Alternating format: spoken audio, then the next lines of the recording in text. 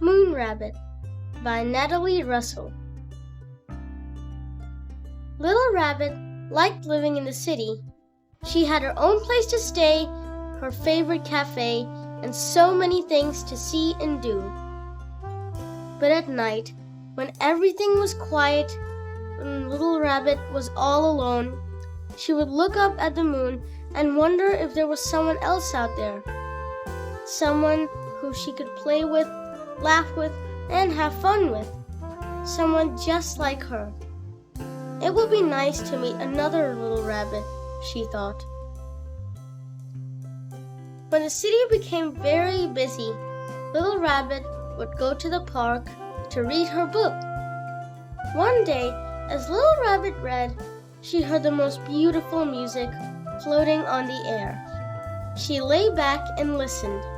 The park was so peaceful, and the sun was so warm that Little Rabbit's eyes began to close, and very soon she was fast asleep.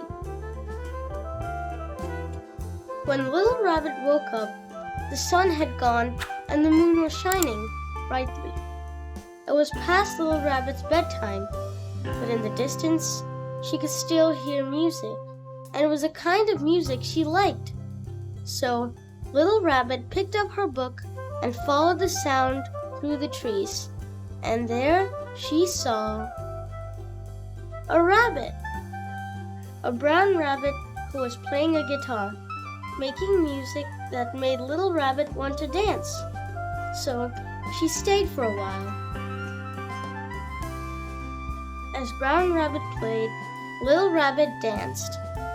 Then Little Rabbit told tales to the city, and Brown Rabbit listened.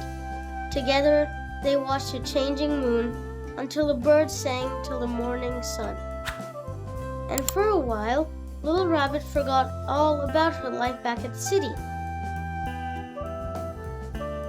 The two rabbits had picnics in the sunshine and games of hide and seek, and they made each other laugh. And Little Rabbit was happy to have found a new friend. But then, one dark night, Little Rabbit saw the city lights glowing in the distance and suddenly felt sad. The city is so beautiful, she sighed. Brown Rabbit was quiet. How could anything be as beautiful as a moonlit park? He thought. Brown Rabbit didn't like to see his new friend feeling sad, so he played his guitar and danced around Little Rabbit. He even stood on his head, anything to make her laugh or to see her smile.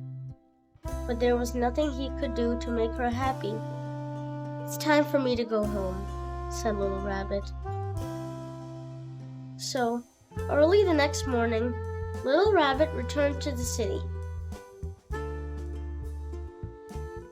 Back to her home, back to her favorite cafe, and back to all the things she liked to see and do. And she no longer gazed at the moon and wondered if someone was out there, another little rabbit just like her.